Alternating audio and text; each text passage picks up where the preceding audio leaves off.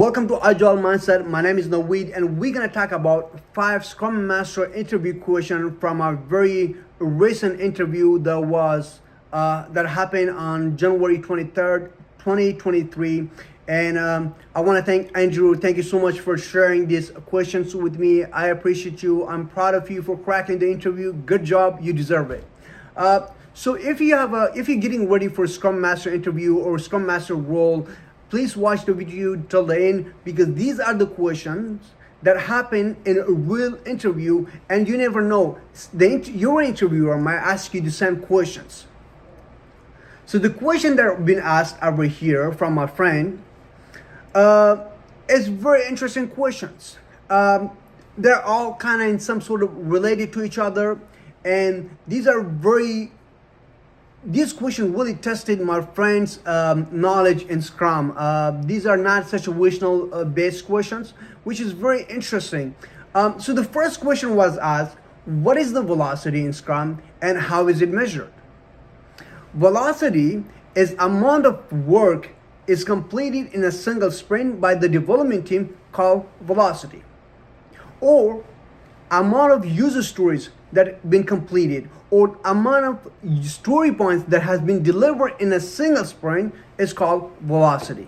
So the second part of the question is, and how is it measured? So when the interviewer asking you, how do you measure velocity? Basically, they're asking, what is the average? How do you calculate the average velocity of your team?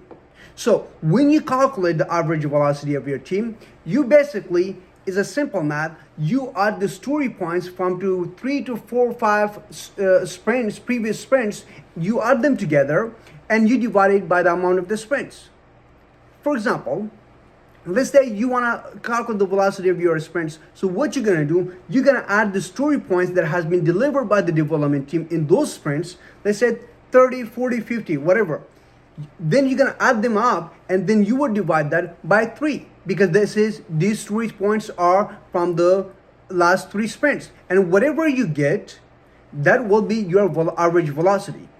Remember, sometimes the interviewer try to trick you and ask you, how do you calculate the velocity for the brand new Scrum team and our old Scrum team? So the old Scrum team is easy. You will calculate exactly how you calculated and how I just told you. Add the user story points from last 3 sprints and divide it by 3. That's your average. However, for the new, you need to let the team run the sprint 3 to 5 sprints, and then you will be able to calculate or find the average velocity of the team. So just keep in mind that. So you cannot find the velocity of completely brand new team. You need to let the team run a few sprints, and then you will be able to find the average velocity. The second question, which is kind of related to the first one, asked, how do you increase the team's velocity? A very good question. So you can increase team velocity by having clarity, by transparency, having a proper acceptance criteria for each user story, having a clear definition of done. As long as you have a clear and proper acceptance criteria and definition of done, your user stories, your development team knows exactly what to deliver and how to complete the work. They know the requirement, so it will be easy for them to complete the velocity and prevent blockers or impediments. Talking about blockers and impediment, that's actually next questions. What is the difference of a blocker and impediments? And the question is very simple, but I think it is a very good question, because I have seen a lot of Scrum Masters struggling to find the difference between a blocker and impediments. So what is a blocker? A blocker is a block the work completely. You cannot work on this user story. That will be a blocker. Impediment does not block the work. That impediment slows down the work. So blocker blocks the work, impediment slows down the work.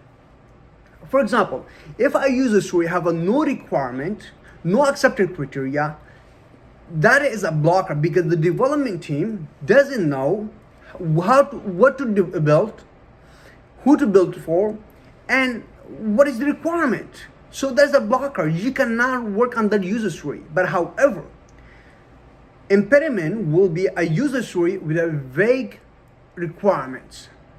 You can still work on it, but it cannot be completed till it's completely clear. The acceptance criteria or the requirements are completely clear. The fourth question, what metric do you use to track team's performances? So in Scrum, we use 3 metrics.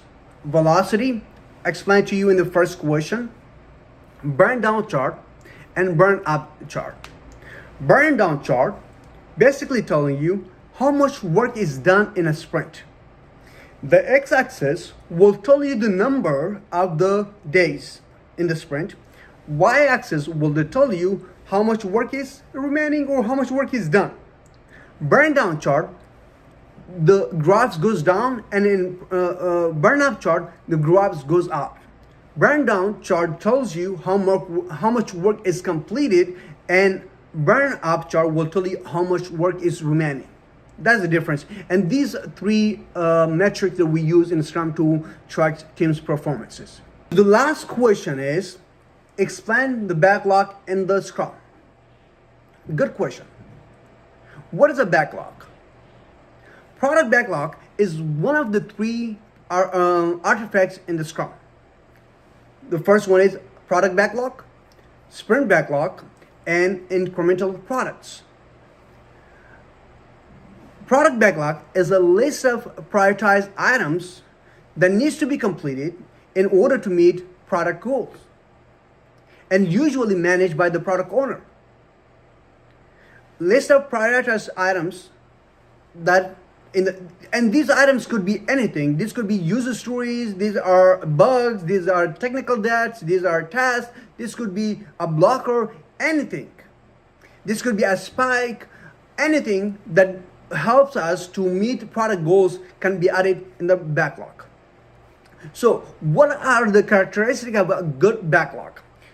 Each good backlog meets deep criteria: detailed, estimated, emergent, and prioritized. These are the characteristics of a good backlog. I think this answer will be enough for interview if you have these questions. So these are a real life interview question, just happened yesterday, January 23rd, 2023. Please work on this if you have interview questions. You never know, you might have these questions in your interview. Thank you so much for watching. Please watch, please like, comment, and subscribe. And please let me know if there's any specific topic you would like me to discuss and have a more clarity on it. Thank you so much.